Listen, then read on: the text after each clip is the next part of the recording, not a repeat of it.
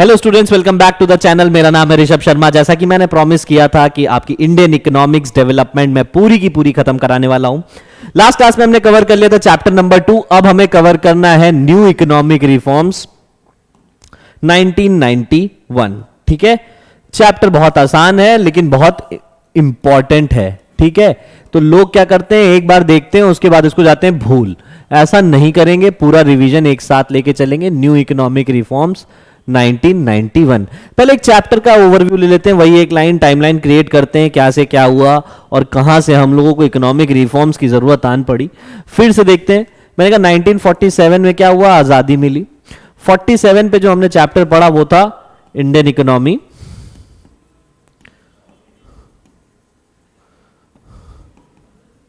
On the eve of independence.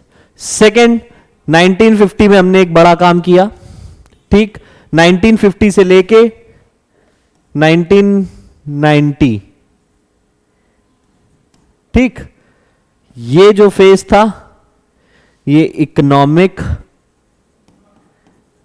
Planning का phase था, जिसमें हमने अलग अलग सेक्टर्स में अलग अलग टाइम पे, चाहे वो इंडस्ट्रियल हो, चाहे वो फॉरेन ट्रेड हो, ठीक है, और चाहे वो एग्रीकल्चर हो। सबसे पहले एग्रीकल्चर पे आएगा। कई सारे चेंजेस आए, सरकार की अलग अलग पॉलिसीज थी, आईपीआर बनाया, इंपोर्ट सब्स्टिट्यूशन पे बात करी। ठीक है, ये सारी चीजें चल रही थी, लेकिन इन पॉलिसीज का एक रिजल्ट निकला क्या कि 1990 में हमारे क्या हो गए, इकोनॉमिक, 1991 में इकोनॉमिक क्राइसिस। अब पॉलिसीज क्या थी हमने पढ़ लिया था कि लाइसेंस सिस्टम था, रेगुलेशंस थे, ठीक है, कई सारी चीजें थी और रिस्ट्रिक्शंस लगाए गए थे, कोटास लगाए गए थे, डोमेस्टिक ट्रेड को प्रमोट करने के लिए, डोमेस्टिक इंडस्ट्रीज को प्रमोट करने के लिए काम किया जा रहा था, लेकिन उसका कुछ एडवर्स इंपैक्ट निकला था। तो ये चैप्टर तभी के लिए है कि जब इकोनॉमिक क्राइसिस आए तो क्या हुआ, उस टाइम पे जो हमारे प्रेसिडेंट थे, ठीक है, सॉरी, उस टाइम पे जो हमारे प्राइम मिनिस्टर थे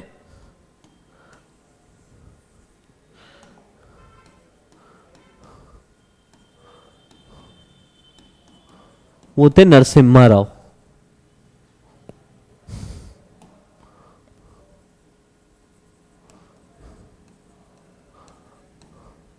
और जो फाइनेंस मिनिस्टर थे वो थे डॉक्टर मनमोहन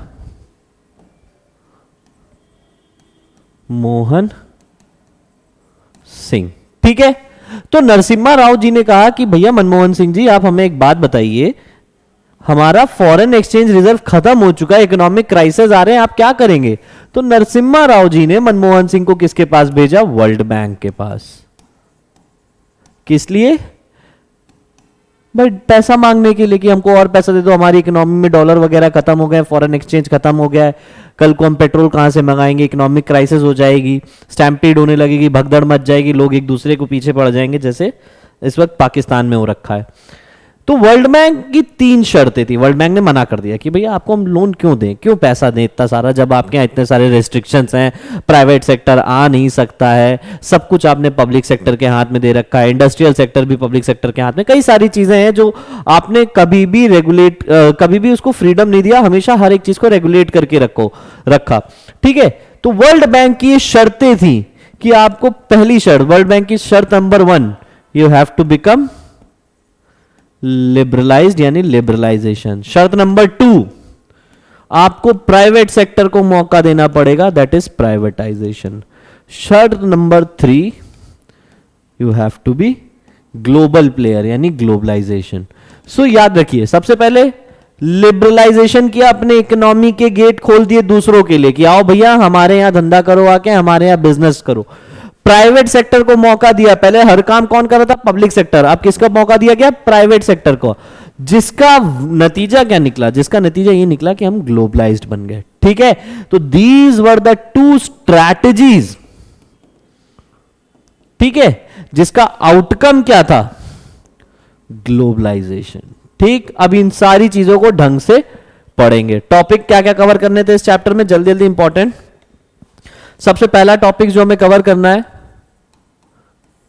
वो है नीड फॉर इकोनॉमिक रिफॉर्म्स। क्या जरूरत आन पड़ी थी इकोनॉमिक रिफॉर्म की? सबसे बड़ी बात कि भैया फॉरेन एक्सचेंज खत्म हो गया था, इससे ऊपर कुछ नहीं। सेकेंड टॉपिक क्या था? Elements of new economic policy, elements of new economic policies, जिसके अंदर ए बी सी तीन एलिमेंट आएंगे। Liberalization, privatization, globalization. ठीक, अब हर एक कंपोनेंट में कई सारी चीजें, हर एक एलिमेंट में कई सारी चीजें, जिसमें सबसे इंपॉर्टेंट है आपका लिबरलाइजेशन, क्योंकि यही सबसे मेजर टॉपिक है। ठीक है, तो नेक्स्ट टॉपिक जो आता है लिबरलाइजेशन। अब लिबरलाइजेशन किन किन सेक्टर्स में किया गया था यह जरूरी है। तो सबसे पहले लिबरलाइजेशन आया था इंडस्ट्रियल सेक्टर में। लिबरलाइजेशन मतलब क्या कि रिमूव कर देना सारे रिस्ट्रिक्शन, सारे बैरियर्स जो लगे हुए थे। ठीक है, फिर किस में लिबरलाइजेशन आया? फाइनेंशियल सेक्टर में। हमने फाइनेंशियल सेक्टर में कई सारे रिफॉर्म किए। फिर हमारा लिबरलाइजेशन आया fiscal reform, taxation related reforms, fiscal reforms. ठीक, उसके अलावा जो हमारा लिबरलाइजेशन आया वो फॉरेन ट्रेड में था, जिसे हम कहते हैं एक्सटर्नल रिफॉर्म्स। ठीक है, और ठीक, एक्सटर्नल रिफॉर्म्स। 1 2 3 4 चार रिफॉर्म्स थे जो कि अकेले के अकेले लिबरलाइजेशन में आए। फिर प्राइवेटाइजेशन में क्या कवर करना है? प्राइवेटाइजेशन में आएगा meaning of privatisation, cases of the privatisation, और एक टॉपिक जो हमें कवर करना होगा वो है डिसइन्वेस्टमेंट। फिफ्थ आता है हमारा आउटसोर्सिंग, आउटसोर्सिंग, ग्लोबलाइजेशन। बहुत आसान आसान से छोटे छोटे दो टॉपिक है।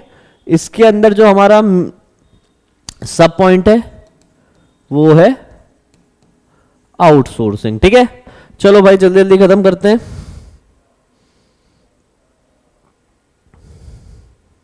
क्यों आया इकोनॉमिक रिफॉर्म? पहला टॉपिक डालो, topic number 1, need for economic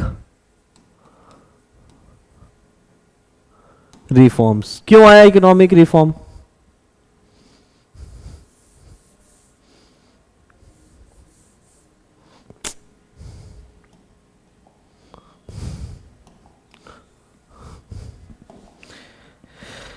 तो इकोनॉमिक रिफॉर्म इसलिए है क्योंकि इकोनॉमिक क्राइसिस हो गए थे, जेब में पैसा बचा नहीं था, फॉरेन एक्सचेंज खत्म हो चुका था, जो भी था वो हमने बाहर बेच बेच के, मतलब बाहर हमने सामान खरीद खरीद के खत्म कर दिया था। अब इसको कॉम्प्लिकेटेड टर्म्स में, या मैं कहूं इकोनॉमिक्स की लैंग्वेज में हम सिंपली कैसे कह सकते हैं? सबसे पहला फिस्कल डेफिसिट, एक बड़ा कारण यह था। फिस्कल डेफिसिट क्या थी कि हमारी जब रेवेन्यू कम है और एक्सपेंडिचर ज्यादा। ठीक है, बजट डेफिसिट में क्या होता है कि भैया रेवेन्यू कम है, कमाई कम हो रही है और खर्चे ज्यादा है। Revenue is less than expenditure, तो क्या होता है? डेफिसिट। और गवर्नमेंट इस डेफिसिट को पूरा करने के लिए क्या लेती है? बोरोइंग्स। और अगर फिस्कल डेफिसिट बढ़ रहा है, इसका मतलब क्या है कि गवर्नमेंट की बोरोइंग्स बढ़ रही है। यानी बार बार बेटा लोन लेते जाओगे तो कल को चुकाना भी तो पड़ेगा। और गवर्नमेंट जो लोन ले रही थी उसका खामियाजा किसको भुगतना पड़ रहा था? एक आम जनता को भाई। क्यों? क्योंकि पैसा उन्हीं से लिया जाता है। आज पाकिस्तान क्यों डूब रहा है? क्योंकि हर जगह से पैसा उठा लिया है, हर जगह से पैसा उठा लिया। अब हर एक पाकिस्तानी इंडिविजुअल पे उसका बोझ आ गया है। ठीक है, नेक्स्ट, मैं ज्यादा डिटेल में नहीं जाऊंगा, सिर्फ मीनिंग चलेंगे। दूसरा पॉइंट क्या आता है? दूसरा आता है बैलेंस ऑफ पेमेंट, बीओपी, ये भी डेफिसिट था।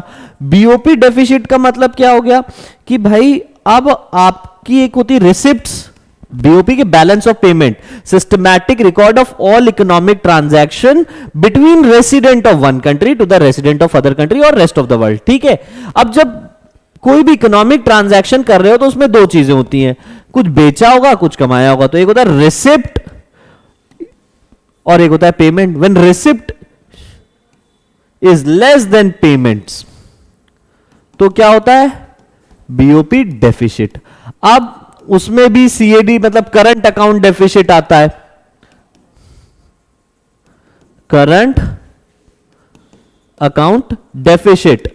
यानी क्या है, अगर मैंने सिचुएशन ये दी है, उस टाइम पे क्या था इकोनॉमी में कि रिसिप्ट कम थी, पेमेंट ज्यादा थी, बाहर बना के कुछ बेच नहीं रहे हो लेकिन बाहर से लगातार सामान खरीदते जा रहे हो, तो क्या होगा, जेब से पैसा जा ज्यादा रहा है आ कम रहा है। ये एक कारण था सेकंड हमारे इकोनॉमिक क्राइसिस का। थर्ड गल्फ क्राइसिस, ये भी एक पॉइंट आता है। गल्फ क्राइसिस, गल्फ क्राइसिस में क्या हुआ 1991 में, जैसे अभी क्या क्राइसिस चल रहा है, अभी तुमने सुना श्रीलंका में एकदम इकोनॉमिक क्राइसिस हो गए, रशिया यूक्रेन की वजह से वेस्ट डूबता जा रहा है। ठीक है, ये सारी चीजें हो रही हैं, उसके पीछे का रीजन क्या है, ऑयल प्राइसेस शॉर्ट अप हो गए। उस टाइम पर भी ऑयल प्राइसेस वर हाई, जिसकी वजह से क्या हुआ, हमारे और इकोनॉमी की बैंड बज गई हमारी, और इकोनॉमिक और इन्फ्लेशन बढ़ गया। ठीक है, ये सारी चीजें।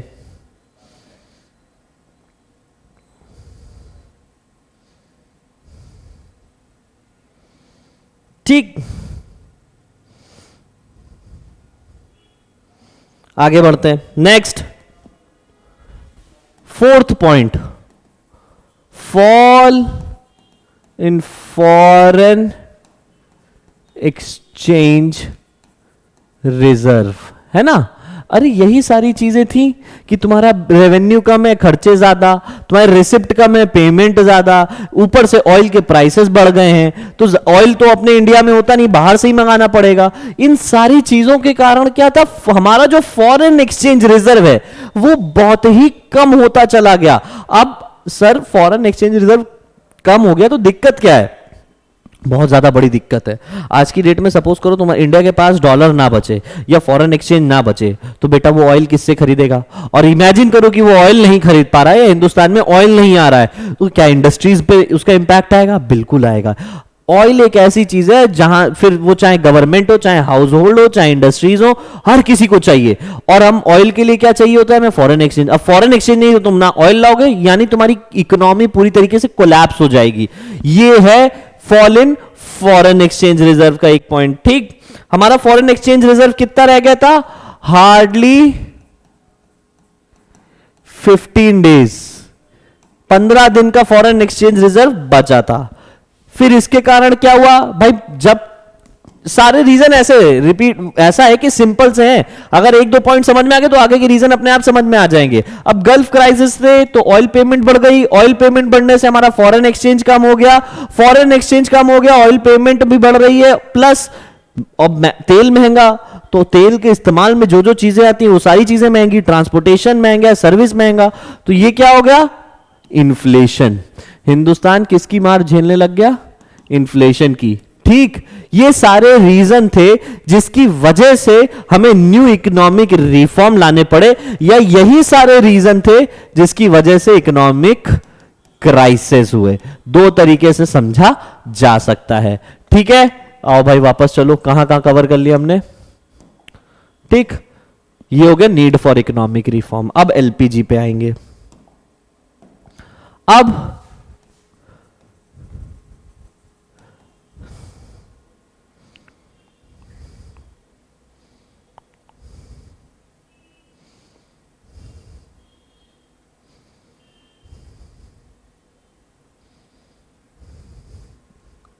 एलिमेंट्स ऑफ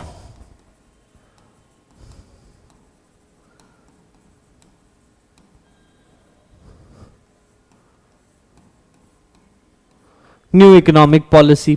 तो न्यू इकोनॉमिक पॉलिसी के 3 एलिमेंट थे, 1 2 3।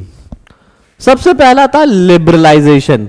अब लिबरलाइजेशन का इनडेप्थ मीनिंग वही समझ सकता है जिसको यह पता हो कि 1950 से लेकर 1990 तक क्या हुआ। अगर ये नहीं पता है, ये चैप्टर नंबर 2 क्या था ये नहीं पता है, तो वीडियोस भी पड़ी हुई हैं, वो जाके वापस आप देख सकते हो। ठीक है, लिबरलाइजेशन। सेकंड था प्राइवेटाइजेशन एंड थर्ड था ग्लोबलाइजेशन।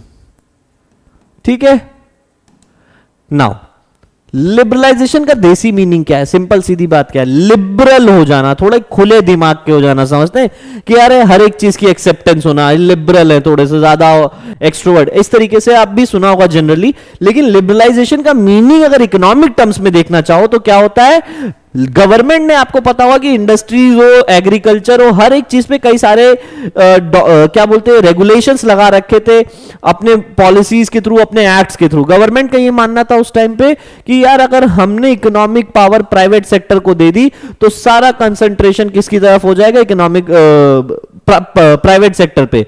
तो सरकार को ये लग रहा था कि हमारी इंडिया की इकोनॉमी एक कैपिटलिस्ट इकोनॉमी बन जाएगी जहां गरीबों का कुछ नहीं हो पाएगा। इसलिए सरकार ने ज्यादातर हिस्सा किसके पास रखा? खुद के पास रखा, पब्लिक सेक्टर के ऊपर ज्यादा पैसा लगाया था उस वक्त। तो इन्हीं सारी चीजों के चलते क्या हुआ? इकोनॉमिक क्राइसिस होने लगे। तो लिबरलाइजेशन क्या था? Removing the trade restriction barriers, ठीक है, और removing all the trade restriction barriers. ठीक है, जितने भी रिस्ट्रिक्शंस थे उन सारे रिस्ट्रिक्शंस को, फिर वो चाहे कोटास हो, फिर वो चाहे लाइसेंस हो, कोई भी आपको नया बिजनेस स्टार्ट करना हो, रिटर्न परमिशन लेनी होती थी, वो सारी चीजें हटा दी गई। प्राइवेट सेक्टर, प्राइवेटाइजेशन का मतलब क्या होता है? प्राइवेटाइजेशन मतलब अब सब कुछ प्राइवेट की तरफ जा रहा है। भैया आपने सुना होगा कि एफडीआई को बढ़ाया जा रहा है, एफडीआई 75% हो गया इंश्योरेंस सेक्टर में, प्राइवेट सेक्टर आ रहा है हर एक चीज में। तो अब लोग अफवाह भी फैला रहे थे कि अब रेलवेज भी प्राइवेट सेक्टर की तरफ चला जाएगा। नहीं भैया, कुछ सेक्टर पब्लिक प्राइवेट पार्टनरशिप के पास आ गया, पब्लिक और प्राइवेट सेक्टर दोनों मिलकर काम कर रहे हैं, वो चीज टोटली डिफरेंट थी। ठीक है, तो प्राइवेटाइजेशन क्या होता है? Increasing the role of private sector over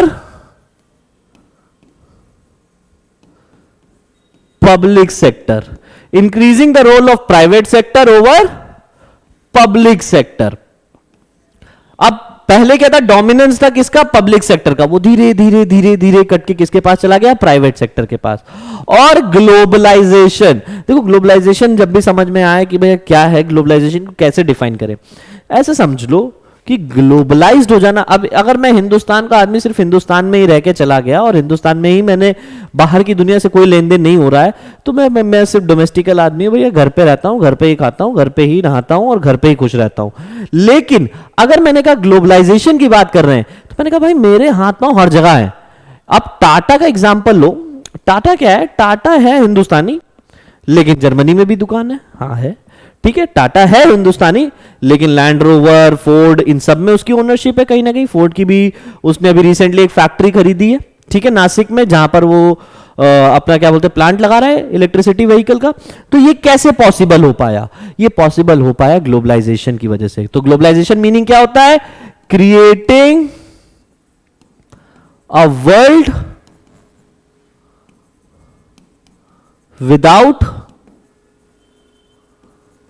boundary, ठीक, और integrating domestic economy with the world economy.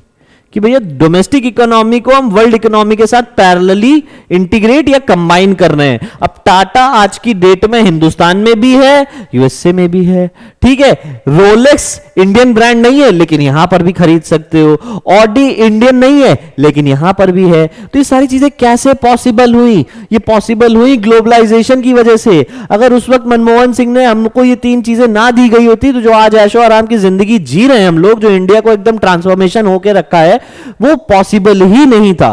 So it was Manmohan Singh, doctor Manmohan Singh, the great economist of India. ठीक है, चलो भाई, अब सबसे इंपॉर्टेंट टॉपिक क्या था? लिबरलाइजेशन। एलिमेंट्स पढ़ लिया, अब इनके अंदर के सब पॉइंट्स पढ़ेंगे। ठीक है, फटाफट चलो भाई। लिबरलाइज एलिमेंट्स में ये टॉपिक, ये हो गया, ये हो गया। अब पढ़ेंगे लिबरलाइजेशन। चलो,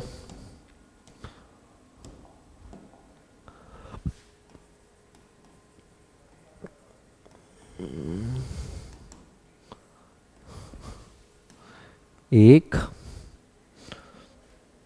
दो, तीन, चार। सबसे पहला जो था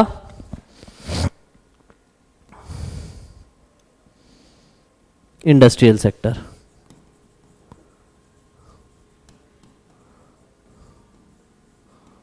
सबसे पहला था हमारा इंडस्ट्रियल सेक्टर। इंडस्ट्रियल सेक्टर में कई सारे रिफॉर्म आए। तो पहले समझ लो इंडस्ट्रियल सेक्टर क्या था, याद आ रहा है ना थोड़ा थोड़ा? इंडस्ट्रियल सेक्टर में आईपीआर आया था, शेड्यूल ए, शेड्यूल बी, शेड्यूल सी के हिसाब से इंडस्ट्रीज को क्लासिफाई किया गया था। स्मॉल स्केल इंडस्ट्रीज के डेवलपमेंट के लिए हमने क्या किया था? कार्वी कमेटी बनाई थी। और तो और हमने क्या किया था कि भैया प्राइवेट सेक्टर ज्यादा डोमिनेंट रूल ना हो, ज्यादा प्राइवेट सेक्टर का सब कुछ प्राइवेट सेक्टर के हाथ में ना चल जाए। तो हमने क्या किया था कि कुछ चीजें गवर्नमेंट के हाथ में रहे, इसलिए हमने लाइसेंस और रेस्ट्रिक्शंस और रेगुलेशंस लगा दिए थे। ठीक है, ये सारी ही चीजें हटा दी गई। तो इंडस्ट्रियल सेक्टर में सबसे बड़ा रेस्ट्रिक्शन, सबसे बड़ा चेंज क्या आया था? Abolition of licensing. ठीक है, अबॉलिशन ऑफ इंडस्ट्रियल लाइसेंसिंग। ठीक है, जितने भी लाइसेंस वगैरह लगते थे, अब कोई दिक्कत नहीं, आपको बिजनेस स्टार्ट करना है, आपको इतना ज्यादा लाइसेंस वगैरह लेने की जरूरत नहीं है। लेकिन क्या टोटली हटा दिया गया? आज भी हमें किसी भी चीज का बिजनेस स्टार्ट करने की जरूरत होती है तो लाइसेंस लेने की जरूरत नहीं पड़ती है? नहीं भैया, आपको कोई भी नॉर्मल बिजनेस करना है आप करें, लेकिन आपको अगर अल्कोहल का बिजनेस करना है, आपको आर्म्स एंड एम्यूनिशन में डील करना है, तो इन फार्मास्यूटिकल का बिजनेस है, आज भी इन सब पे क्या है, सरकार ने कुछ चीजों पे अपनी पकड़ बना रखी है। ठीक है, तो अबॉलिशन ऑफ लाइसेंसिंग हो गया। Next, contraction of public sector. Contraction of public sector. Public sector कितना था कि 17 टू जस्ट 8। 17 से पब्लिक सेक्टर इंडस्ट्री 17 से घट के कितनी रह गई? 8। ठीक है, जो कि रिजर्व की गई थी किसके लिए? पब्लिक सेक्टर इंटरप्राइज के लिए। अब वो घट के कितनी रह गई? 8। D reservation of production areas.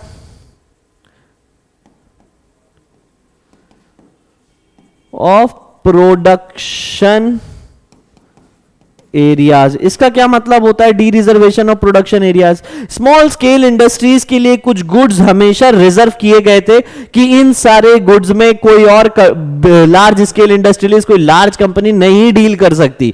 वो गुड्स रिजर्व किए गए थे सिलेक्टिव इंडस्ट्रीज के लिए। ठीक है, लेकिन लिबरलाइजेशन के बाद वो सारा रिजर्वेशन हटा दिया गया। अब जिसकी जो मर्जी, जितना मर्जी उतना बना सकता था। ठीक है, एक्सपेंशन ऑफ प्रोडक्शन कैपेसिटी।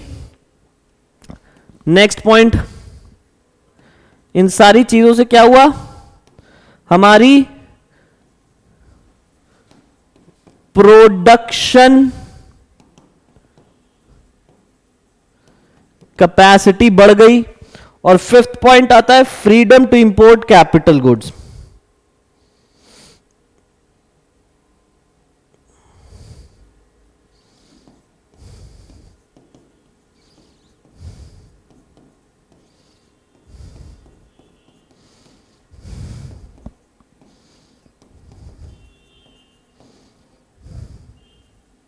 ठीक है,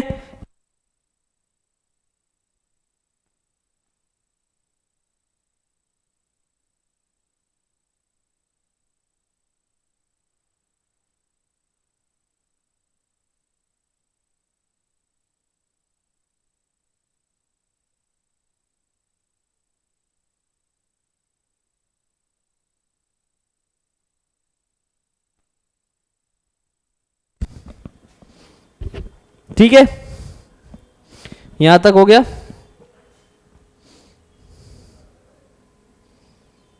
अच्छा, freedom to import capital goods क्या था? पहले हम लोग इंपोर्ट एक्सपोर्ट पे इतना वो नहीं करते थे। अब सरकार ने कहा कि नहीं, हमें टेक्नोलॉजी की जरूरत है, हमें टेक्नोलॉजी चाहिए ताकि हम अपने यहाँ मशीनरी लगा सकें, अपना प्रोडक्शन बढ़ा सकें। भाई अपग्रेडेड टेक्नोलॉजी यूज करोगे तो प्रोडक्टिविटी बढ़ेगी ना, इसलिए हमने इंपोर्ट करना चालू किया। क्या? टेक्नोलॉजी। एग्रीमेंट करे, बड़े बड़े इकोनॉमिक पैक्ट्स बनाए ताकि हमारा जो फ्लो ऑफ टेक्नोलॉजी है बिटवीन द नेशंस वो बढ़ सके। ये सारे चेंजेस आए थे इंडस्ट्रियल सेक्टर में। दूसरा सेक्टर आता है हमारा क्या? Financial sector. तो जब भी याद रखिएगा फाइनेंशियल सेक्टर,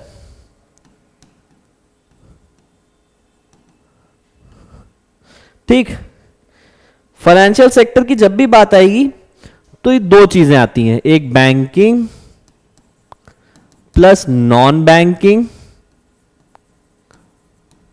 है ना, एंड स्टॉक मार्केट। अब क्या चेंजेस आए इन सारी चीजों में, ऐसे समझ लीजिए।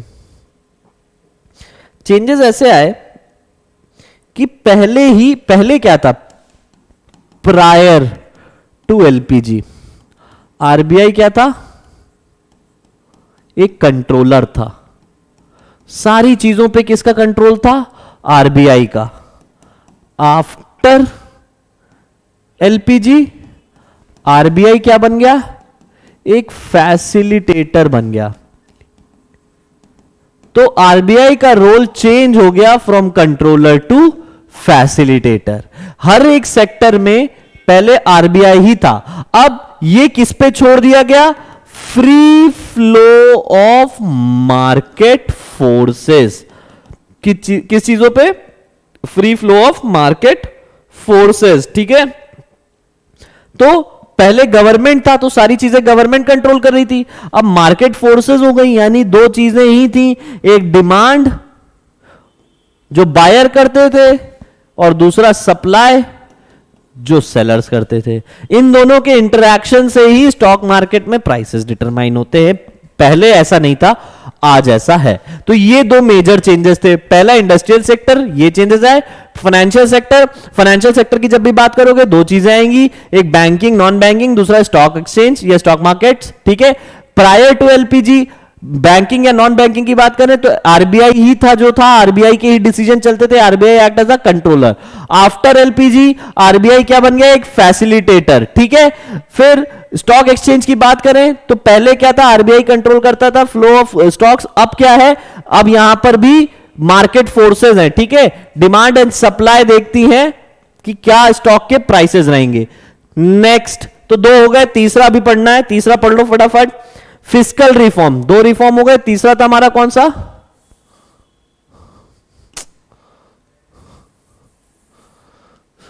फिस्कल रिफॉर्म्स, ठीक।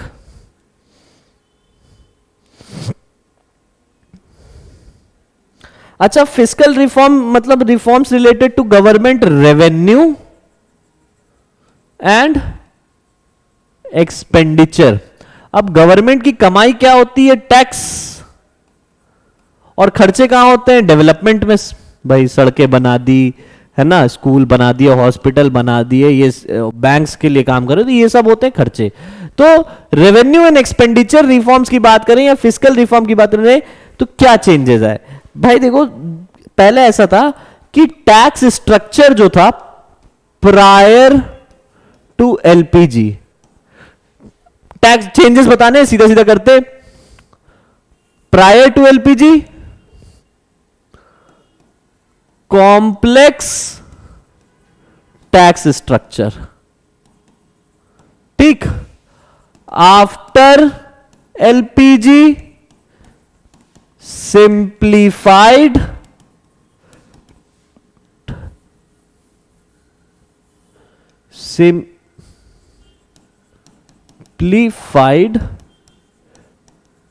Tax structure. बस ये दो चीजें याद रखो कि फिस्कल रिफॉर्म्स में क्या था कि जब गवर्नमेंट की टैक्सेशन और रेवेन्यू और एक्सपेंडिचर पॉलिसीज की बात की जाए तो वो फिस्कल रिफॉर्म्स की बात हो रही है। एलपीजी से पहले यही चीज बड़ी ही कॉम्प्लेक्स थी, इसलिए कम से कम लोग टैक्स देते थे। आफ्टर एलपीजी इस चीज को बहुत, इस प्रोसेस को बहुत सिंप्लीफाई कर दिया गया, तो गवर्नमेंट के पास टैक्स कलेक्ट होने लग गया, यानी गवर्नमेंट का रेवेन्यू बढ़ गया, जो कि गवर्नमेंट डेवलपमेंट प्रोस्पेक्ट में यूज करने लग गई। ये था हमारा third point. After first point था इंडस्ट्रियल, सेकेंड पॉइंट था फाइनेंशियल, थर्ड पॉइंट था हमारा फॉरेन ट्रेड, और फोर्थ पॉइंट है एक्सटर्नल रिफॉर्म्स। एक्सटर्नल रिफॉर्म्स मतलब रिलेटेड टू फॉरेन ट्रेड, ठीक है। अब एक्सटर्नल रिफॉर्म्स में फॉरेन ट्रेड से रिलेटेड था, तो इसको दो पार्ट में क्लासिफाई किया गया है। पहला फॉरेन एक्सचेंज रिफॉर्म,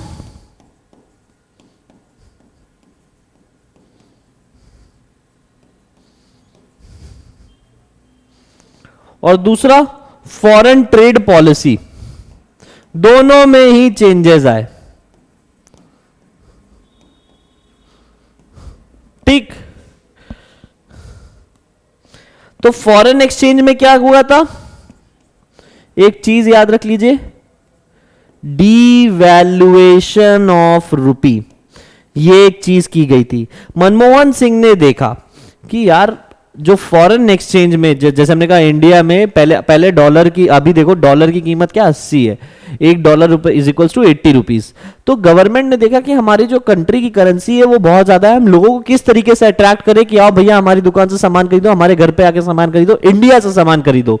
तो मनमोहन सिंह ने एक आइडिया लगाया कि let's devalue the currency of India, that is रुपए की वैल्यू को गिरा दिया गया, ताकि फॉरेन इन्वेस्टर्स अट्रैक्ट हो, फॉरेन इंडस्ट्रियलिस्ट अट्रैक्ट हो कि हां यहां से गुड्स खरीदा जा सकता है, यहां पर इन्वेस्ट किया जाता है, क्योंकि उनकी कंट्री की करेंसी ज्यादा होगी when it comes to purchasing power, और इंडिया की कम। तो हमने डेलिबरेटली, इंटेंशनली अपना क्या बोलते हैं, कंट्री की करेंसी की वैल्यू को कम किया, ताकि हमारा फॉरेन एक्सचेंज रिजर्व मेंटेन हो सके। अब देखो हमारी कंट्री की करेंसी की कीमत क्या बोलते कम हो गई, डिवैल्यू हो गई। सपोज करो ये चीज आज की डेट में 80 रुपए $1 की कीमत, अगर ये 120 हो गई तो क्या होगा भाई, इंडिया की करेंसी और वीक हो जाएगी।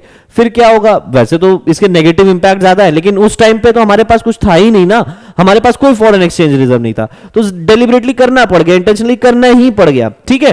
तो डीवैल्यू कर दी गई रुपी, ताकि लोग आए भाई हमसे सामान खरीदे, सस्ते में उनको सामान मिलेगा, उनको सामान मिल जाएगा, हमको फॉरेन एक्सचेंज मिल जाएगा, डॉलर मिल जाएगा, ठीक है। नेक्स्ट आते हैं हम फॉरेन ट्रेड पॉलिसी। अब फॉरेन ट्रेड पॉलिसी में क्या चेंजेस किए गए, देखिए फॉरेन ट्रेड पॉलिसी में सिर्फ इतनी सी बात थी कि जब भी ट्रेड होता था उस टाइम पे, तो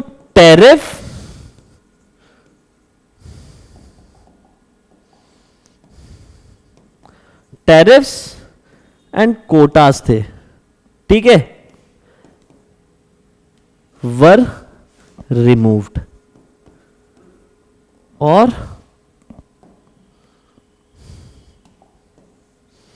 ये कह दो रिमूव्ड, और रेट्स वर डिक्रीज्ड, ऐसे कह लो कि जितने टैरिफ टैक्सेस लगाए जाते थे, जो क्वांटिटेटिव रिस्ट्रिक्शंस लगाए जाते थे कि इससे ज्यादा ना एक्सपोर्ट कर सकते हो, ना इससे ज्यादा इंपोर्ट कर सकते हो, ये सारे के सारे या तो खत्म कर दिए गए थे, या तो इनके रेट्स डिक्रीज कर दिए गए थे। तो एक्सटर्नल रिफॉर्म्स में ये दो चीजें आई थी। फिर से एक बार रिवाइज कर लो भैया, फिर से एक बार रिवाइज कर लो, रिवाइज करते चलो।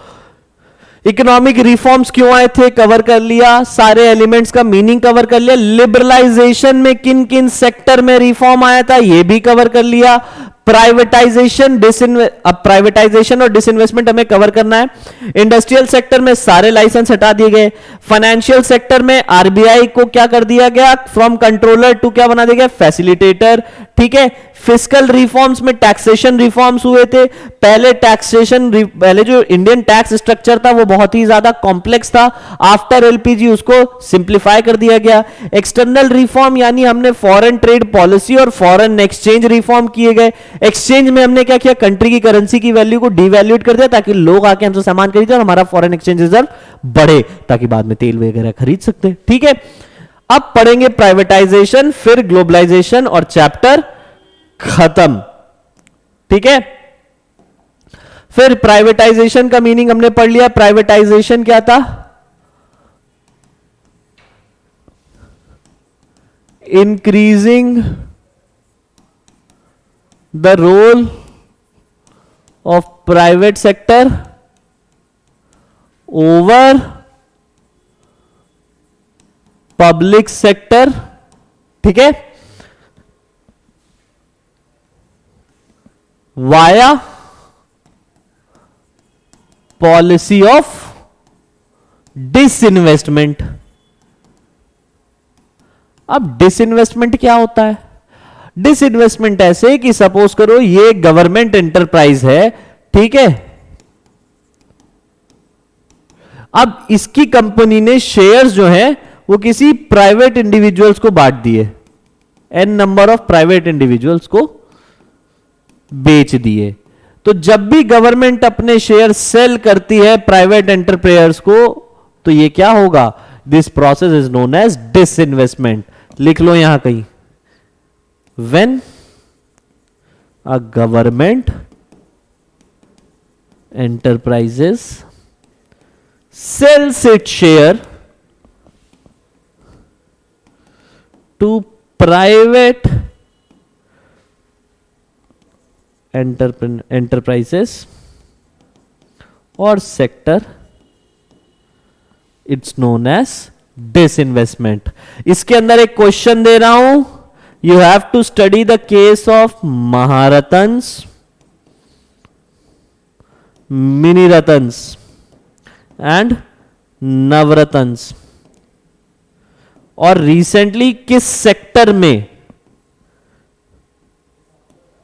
डिसइन्वेस्टमेंट किया गया है। ठीक है, ये हो गया हमारा प्राइवेटाइजेशन। ठीक, आगे बढ़ो। इसी तरीके से ग्लोबलाइजेशन मीनिंग हमने पढ़ ली है। ग्लोबलाइजेशन क्या था? इसके अंदर आता है एक आउटसोर्सिंग। ये टर्म खत्म करो फटाफट। आउटसोर्सिंग क्या था? अपना काम दूसरों से कराना। ठीक है, आउटसोर्स कर लेना, रैदर देन वो काम हम खुद करें, हम ये काम आउटसोर्स करा लेते हैं। तो आउटसोर्सिंग मतलब क्या होता है?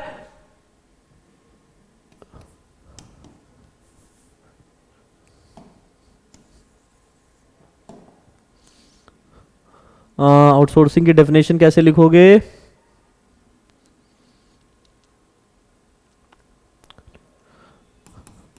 delegating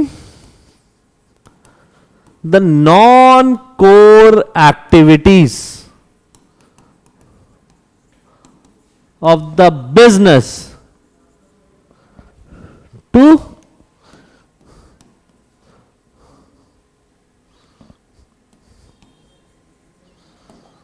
other specialized private players. अब फॉर एग्जाम्पल मैं एक मोबाइल बनाने वाली कंपनी हूं जिसको मोबाइल बहुत अच्छे से बनाना आता है, ठीक है, लेकिन सिर्फ मोबाइल बनाना और सॉफ्टवेयर का काम, ठीक है, हार्डवेयर, मोबाइल में क्या होता है, एक हार्डवेयर और एक सॉफ्टवेयर, मुझे हार्डवेयर और सॉफ्टवेयर बनाना बहुत अच्छे से आता है, ये मेरे बिजनेस की कोर एक्टिविटीज हैं। लेकिन क्या सिर्फ बना लेने से ही मेरा फोन बिक जाएगा? नहीं, उसके लिए कुछ और भी काम करने पड़ेंगे जो कि मेरे बिजनेस की नॉन कोर एक्टिविटीज का पार्ट होंगे। जैसे मुझे एडवर्टीजमेंट करना है, ठीक है, मुझे प्राइसिंग सेट करनी होगी, मार्केट में अपना सही मार्केट शेयर बनाना होगा। अब ये सारे काम, अकाउंट्स मेंटेन करने होंगे, ठीक है, फाइनेंस मैनेज करना होगा जिसे हम कहते हैं। अब ये सारे मेरे स्ट्रॉन्ग पॉइंट नहीं है, लेकिन भैया काम तो ये भी है, ऐसा तो है नहीं कि ये हो गया, ये सारी चीजें अपने आप हो जाएंगी। ये काम मैंने कर दिया आउटसोर्स। एडवर्टाइजिंग एजेंसी को एक काम दे दिया है, प्राइसिंग पॉलिसी सेट करने के लिए हमने अपने क्या बोलते हैं मैनेजर्स रख लिए हैं, दूसरे मैनेजर्स रख लिए हैं। फाइनेंस के लिए हमने अलग कंपनी हायर कर रखी है जो जिसका सिर्फ एक ही काम है, जो फाइनेंस मेंटेन करती है। तो हमने अपनी बिजनेस की नॉन कोर एक्टिविटीज को क्या कर दिया, आउटसोर्स कर दिया। अब आउटसोर्स मतलब अपना काम दूसरों से निकालवाना, क्योंकि सस्ते में हो जा रहा है। यूएसए के जो मेजर कंपनी के सर्विस सेंटर या कॉल सेंटर जिसे हम बीपीओ कहते हैं, वो इंडिया में है। क्यों है ऐसा? क्योंकि अगर यही काम वो यूएसए में रह के करेंगे तो वैसे तो ये नॉन कोर एक्टिविटीज का पार्ट है और इसके लिए उनको डॉलर्स पे करने पड़ेंगे। यहां तो यार $1 इक्वल्स टू 80 रुपीज है, चीप लेबर अवेलेबल है, अच्छे इंजीनियर स्किल्ड लेबर है चीप में, और क्या बोलते हैं टेक्नोलॉजी है। इसी वजह से यहां पर इंडिया एक मेजर आउटसोर्सिंग हब बन के उभर रहा है। ये आपका पॉइंट हो गया आउटसोर्सिंग का, ठीक है। इससे क्वेश्चन तय है, आउटसोर्सिंग से एक कोई नया क्वेश्चन बनेगा और प्राइवेटाइजेशन से एक नया क्वेश्चन बनेगा, ठीक है। ये हो गया हमारा तीसरा चैप्टर कंप्लीट। फटाक से मिलते हैं नेक्स्ट क्लास में। Thank you class.